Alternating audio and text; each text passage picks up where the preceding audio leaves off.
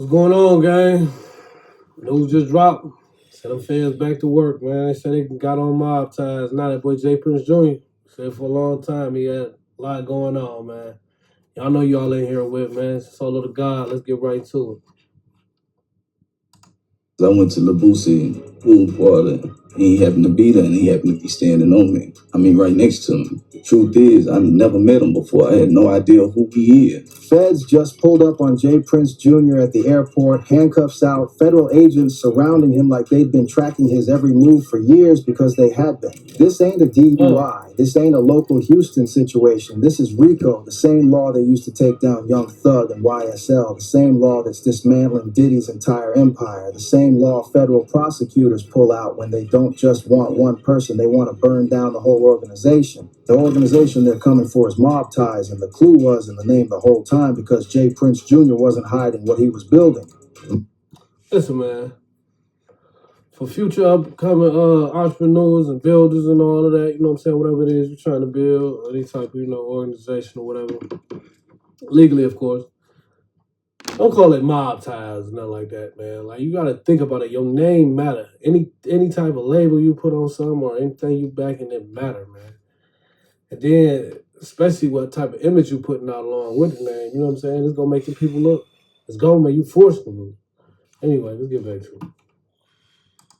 Ties, he told the culture exactly who he was from day one. He was present the night Takeoff got killed at that Houston bowling alley. His associates got picked up with weapons that same night. Artists signed to his label been publicly crying extortion and comparing their contracts to slavery. Charleston White been screaming for years that the whole Mob Ties operation was built on threats and fear. Duke the Jeweler situation pulled federal investigators into a completely different level of scrutiny. And the DEA had the Prince family under surveillance going back decades before Jay Prince Jr. even founded this label. None of this happened overnight because the feds don't build RICO cases in a week. They build them over years, flipping witnesses, pulling phone records, mapping out every transaction, every threat, every handshake deal that crossed the line into criminal conduct. And when they finally move, they move at an airport specifically so you can't run. So everybody watching understands this was deliberate. This was calculated. This was a statement that the federal government has been building toward for a long time. And Jay Prince Jr. just became the latest hip-hop figure to find out that the culture don't protect you from a federal indictment. Mob Ties is under federal siege right now, and the story of how we got here is wilder than anything you've seen posted about it online, so y'all need to hear all of it.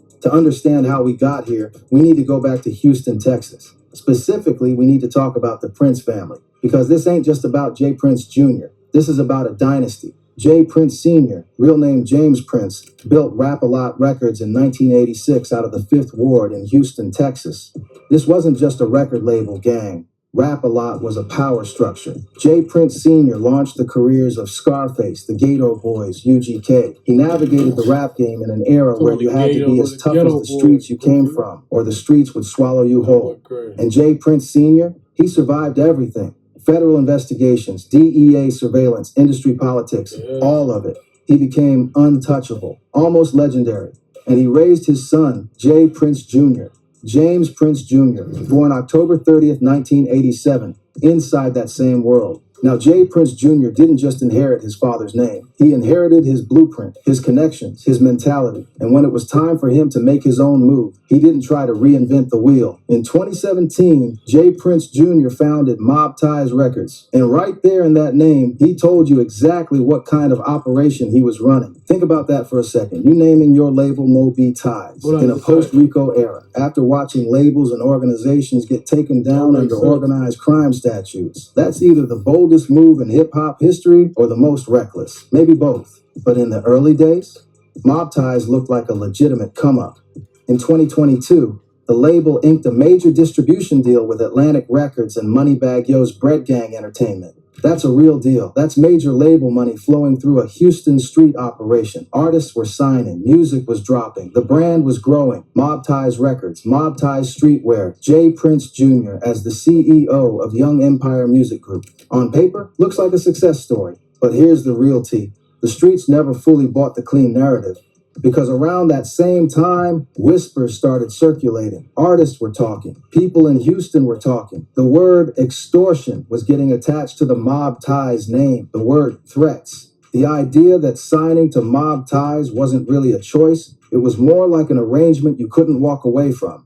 And then November 1st, 2022 happened. November 1st, 2022, Houston, Texas, 810 Billiards and Bowling Alley. Takeoff, 1/3 Amigos, one of the most respected technical rappers of his generation, got shot and killed at a private party.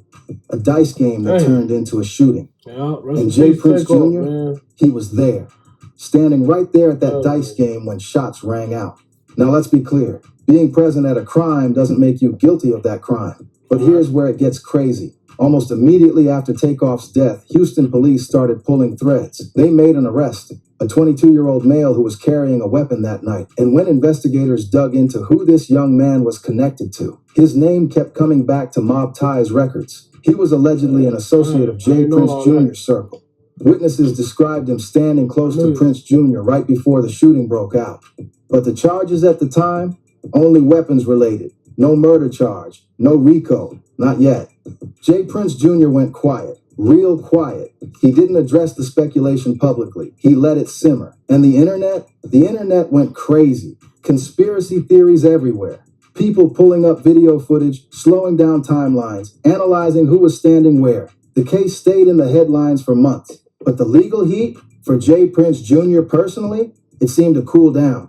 He kept moving, kept building mob ties, kept posting on social media like the streets weren't watching. That's just the beginning though, because while all that Takeoff energy was still fresh, another situation started brewing inside his own label. And this one was going to put Mob Ties' dirty laundry in front of the whole internet. Enter Finesse 2 Times. Finesse 2 Times, real name Ricky Hampton, is a Memphis rapper who came home from prison and blew up fast. He signed with Mob Ties under the Atlantic/Bread Gang distribution setup. His music moved. People were rocking with him. It looked like a winning situation. Until it didn't. January 2026, Finesse 2 Times took to social media and made it loud. He wanted out of his Mob Ties contract. But it wasn't just a normal artist label dispute about creative differences or royalties. No, fam. Finesse 2 Times started making very specific allegations. He compared his Mob Ties. I ain't gonna lie, gang. I'm this quiet because there's a lot of this I ain't know, but I ain't really paid too much attention to J. Prince Jr. or most guys in my time. That's 2 times straight, you know what I'm saying? But I don't really listen to a lot of these guys' music, so I'm learning myself. I ain't gonna lie to you. Let's get back to it. Contract to slavery. He said he couldn't move, couldn't breathe, that the contract had him locked in a situation he never truly consented to under terms that benefited only one side. And then, March 2026, just weeks before everything went federal, Finesse 2 Times doubled down. He went even harder publicly, compared the whole arrangement to bondage. And when J. Prince Jr. clapped back, he clapped back hard, trading shots with Finesse 2 Times publicly. Now think about the picture forming here. You've got a label where artists feel trapped and threatened. You've got violent incidents following the label's associates. You've got extortion allegations floating in the streets for years. You've got a DEA history following the Prince family going back to the father's era. And you've got federal investigators who specialize in organized crime watching all of this, cataloging it, building a timeline. But wait, it gets worse. Because the arrest didn't happen quietly, it didn't happen in a Houston courtroom during some scheduled appearance. This was a statement. J. Prince Jr. got picked up at the airport, federal agents waited. Like they knew exactly where he was going to be and exactly when. That's not a coincidence, gang. That's surveillance. That's wiretaps. That's confidential informants feeding information. When the feds intercept you at an airport, it means they have been watching. It means they built their case, they sealed their indictment, and they chose their moment deliberately. And the charge? RICO. The racket. Hey, man, ain't wrong about that. When the feds come, they ready. It's a totally different type of game. They ain't just ready or not. They there. Don't care what you got going on. For real. Influenced and Corrupt Organizations Act. Created in 1970 specifically to dismantle organized crime. Originally designed for the mob, the actual mob, Italian organized crime families. And over the decades, federal prosecutors learned to apply it to any organization that operates like a criminal enterprise. Drug cartels, gangs, and yes, increasingly, music labels and their affiliated street organizations. Here's what RICO actually means in plain terms, because some of y'all might not fully understand the weight of this. Under RICO, the government doesn't have to prove you personally committed every crime. They just have to prove you were part of an organization, and that organization committed a pattern of criminal activity, 2 or more related criminal acts within a 10-year period. That's it. And the sentence? Up to 20 years per RICO count, federal. No parole in the traditional sense. You're doing that time. So when the feds come with RICO, they're not coming to negotiate. They're coming to dismantle. And here's what really happened according to what's circulating in the streets and online. The indictment allegedly connects mob ties as a criminal enterprise to a pattern of activity that includes extortion of artists and industry figures, weapons charges, conspiracy, and potentially connecting back to the events surrounding November 2022 and Takeoff's murder. Duke the jeweler's name has also surfaced in connection with this situation. Allegations that Jay Prince Jr. was involved in an extortion situation connected to Duke that federal investigators folded into the broader RICO framework. Sources online claim that federal documents reference specific payments demanded, specific threats made, and specific incidents where mob ties associates allegedly enforced those threats with violence or the credible threat of it. In 2026, the airport arrest went down. Federal agents approached Jay Prince Jr., placed him in handcuffs, and the son of one of hip-hop's most powerful dynasties became a federal defendant. The culture stopped because everybody... I ain't gonna lie, he always looked a little extra to me. I ain't gonna lie, it's just my opinion. He always seemed like one of them, I don't know, strange type of guy, man. You know what I'm saying? I still don't wish no jail or no, definitely not nobody. So situation crazy, but I've been saying it forever. Why do people think you can just do shit and they don't? You can't just do anything. You know what I'm saying? If you gotta do something, it gotta be something you gotta do because you gotta be ready to go all out because they watching. Especially when you got all that money, they definitely paying attention. You know what I'm saying? You ain't got too much money, they might not, you know what I'm saying, be on you as fast. But you gotta pay attention out here for real. Let's get back to it.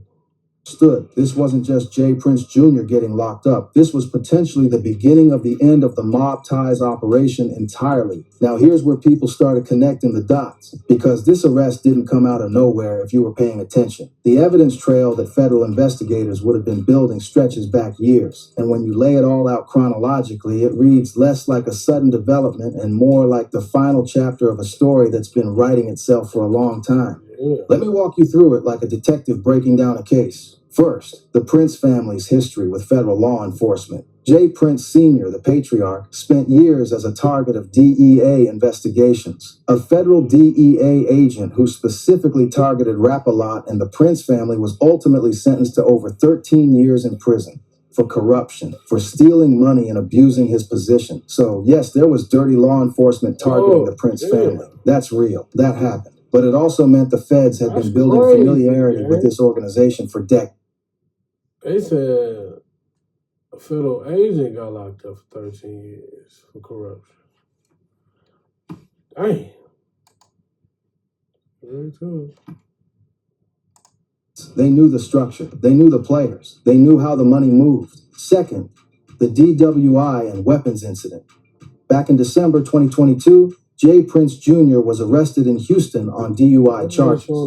And when he got to the police station, he still had a loaded firearm on his person. Think about that. He went through the initial police encounter, got transported, and nobody searched him thoroughly enough to find the gun until he was already at the station.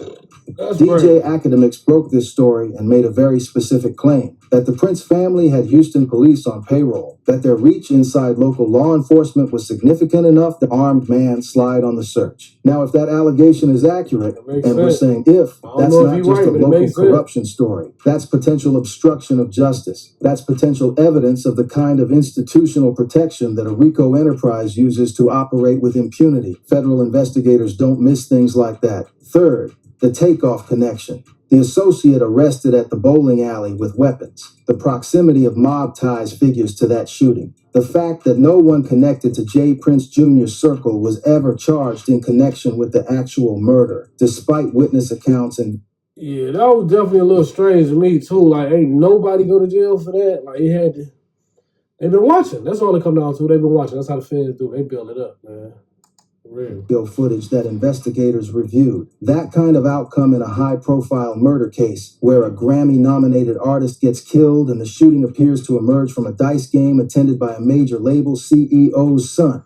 That doesn't get forgotten in federal case files. Fourth, the artist extortion allegations. When Finesse 2 Times went public in January 2026, he didn't just complain about a bad contract. He used words like slavery and bondage for a reason. He was describing a situation where he felt he had no legal recourse, no ability to leave, and potentially faced consequences if he tried to walk away. Other artists and industry figures in Houston had been making similar complaints in private for years. And in a RICO framework, a pattern of artists being coerced, threatened, or exploited constitutes predicate criminal acts. The government can take those individual complaints and weave them into a larger tapestry of organized criminal behavior. You see how they just threw them complaints in there? Boys might be getting subpoenaed, man. It might be a round of subpoenas coming around, man. Everybody might have to come to court, man. When the feds want you to come to court, you come to court. Ain't no question.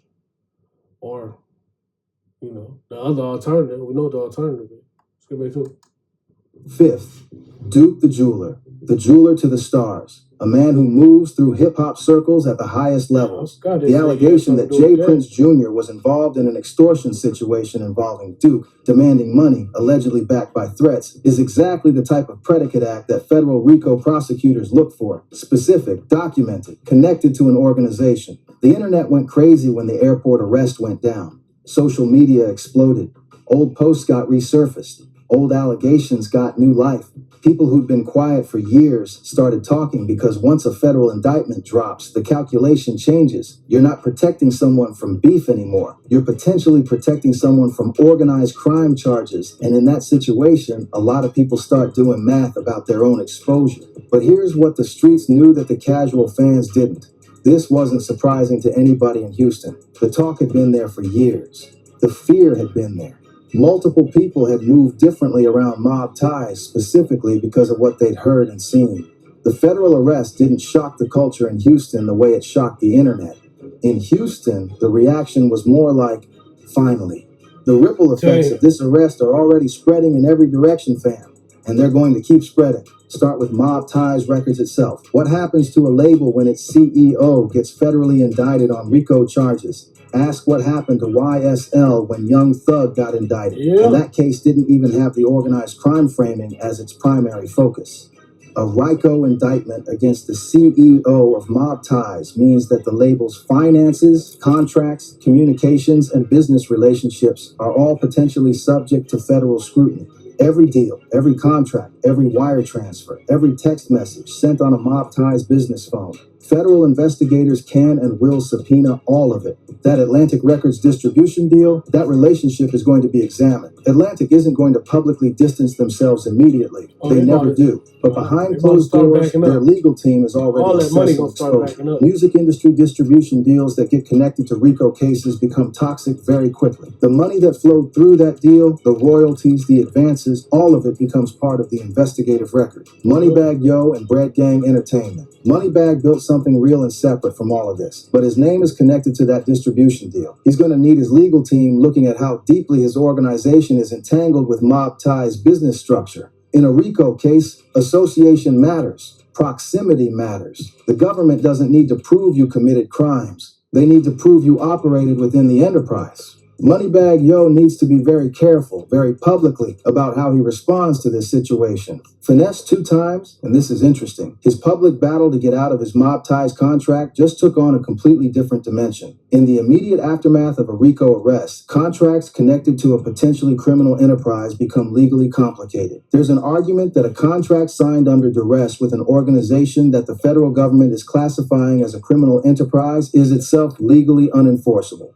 Finesse 2 Times lawyers, if they're good, are already making those arguments. His very public complaints, which seemed like artist drama at the time, now look like documented evidence of predicate criminal acts, coercion, and extortion of talent. The broader Houston rap community is holding its breath because when RICO cases expand, and they do expand, investigators look at everyone who interacted with the organization. Artists who worked with Mob Ties, producers who took checks from Mob Ties, managers who negotiated deals with Mob Ties, everyone who attended events, dice games, studio sessions where the alleged criminal enterprise conducted business. Federal investigators will be knocking on a lot of doors in Houston in the coming months. And J. Prince Sr., the patriarch, the legend, the man who survived DEA surveillance for decades and built Rap-A-Lot into one of the most important labels in Southern hip-hop history. This arrest, his son in federal custody on RICO charges, is the kind of thing that could potentially draw scrutiny back to the Senior Prince's organization and finances. Whether he has any legal exposure or not, the Prince family name is now federally entangled in a way it hasn't been in years. And the timing, coming while the whole culture is already watching multiple RICO cases unfold across the industry, makes this impossible to ignore. On J. Prince Jr.'s own social media, the last major post before this situation escalated was in March 2026. Cryptic, talking about being lied on and plotted against. You can be lied on, talked about, plotted against, and still win. That post, which looked like a response to the Finesse 2 Times drama, now reads differently. It reads like a man who knew the walls were closing in and was trying to project confidence he might not have actually felt. No bond has been set publicly at the time this information is circulating. Federal defendants in RICO cases, especially where prosecutors argue flight risk or danger to the community, often face detention hearings where the government argues strongly against release. The Prince family name and resources could work against J. Prince Jr. in that setting. The more resources you have, the harder prosecutors argue you're a flight risk. Zoom out for a second, because this is bigger than J. Prince Jr. This is bigger than mob ties. This is about a reckoning that's been building inside hip-hop for years. The culture has always had a complicated relationship with the streets. That's not new. But something has shifted in how federal law enforcement approaches the music industry. YSL Diddy, now mob ties. The federal government has decided clearly and deliberately that hip-hop organizations, labels, management companies... Man, I'm not gonna lie. When it comes to this music industry, I know the fans been at work, man. Y'all been seeing all that been happening in that music industry situation, man. Fans been working heavy, man. Situation is outrageous. Let's get back to it, though. Crews are not exempt from organized crime prosecution. They are applying RICO to the music industry with an aggression that we have never seen before. And part of why they can do it is because the culture normalized the blurring of lines. When you name your label Mob Ties, when you build your entire brand identity around the aesthetic of organized crime, when the way you enforce your business agreements looks more like street enforcement than legal action, you are handing federal prosecutors their narrative. You are writing their opening statement for them. No cap. The hip-hop culture needs to have a real conversation about what it means to romanticize organized crime while actually operating inside a legitimate industry. You can be from the streets. You can make music about the streets. But when you run your business like the streets while operating at the level of major label deals and Atlantic Records distribution, you create a paper trail. You create witnesses. You create a RICO case. Real, recognized, real. And the realest thing happening right now is that the federal government doesn't care about your legacy. They don't care about your father's story. They don't care about Rap-A-Lot Records or what it meant to Southern hip-hop. The moment you allegedly cross the line into organized criminal conduct, all of that legacy becomes background noise in a federal indictment. The Prince family story should have been one of the great hip-hop dynasty stories. Father builds an empire from nothing in the 5th Ward of Houston. Son builds his own brand on the same foundation. Generational wealth, generational power. Instead, we're talking about airport arrests and RICO charges. Here's the question the culture needs to sit with. How many more of these situations are building right now that we don't know about yet? How many labels are operating with a business model that federal prosecutors are quietly mapping? How many artists are trapped in contracts backed by threats that are building predicate criminal act files in federal offices? How many Finesse 2 Times situations exist where an artist is afraid to speak publicly because of what might happen if they do? Because that's the real conversation. Not just J. Prince Jr., not just mob ties. The entire framework of how street power gets wielded inside the music business is under a federal microscope right now. And the ones who don't adapt, who don't separate the culture from the criminal, are going to keep ending up in handcuffs. Y'all need to be watching this case closely. Because the indictment, when it gets fully unsealed, is going to reveal a level of detail that's going to shock people who thought they knew how deep this went. Federal RICO indictments are built over years. Every conversation they recorded, every financial transaction they tracked, every witness they flipped, and every statement those witnesses made It's all going in front of a jury. And juries don't care about your reputation in the culture. Juries look at evidence, keep it 100. If even half of what these federal charges allege is true, we are watching the collapse of one of the most influential power structures in Houston hip-hop, and the aftershocks are going to be felt for years. Drop your thoughts in the comments.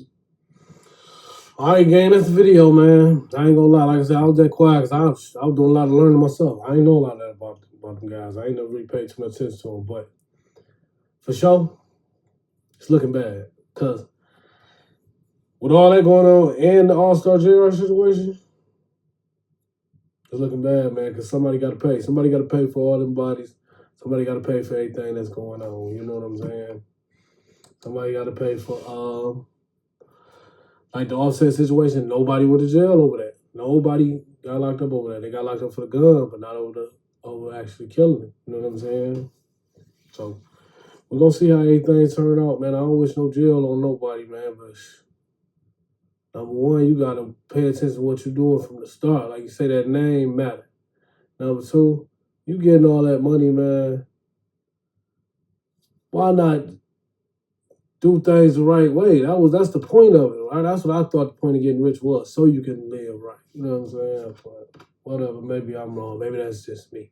Anyway, y'all let me know. Drop your comments and all that, man. Y'all stay tuned. So I'm gonna keep with this. So y'all stay tuned. Y'all keep watching. I'm gonna keep on dropping. Peace.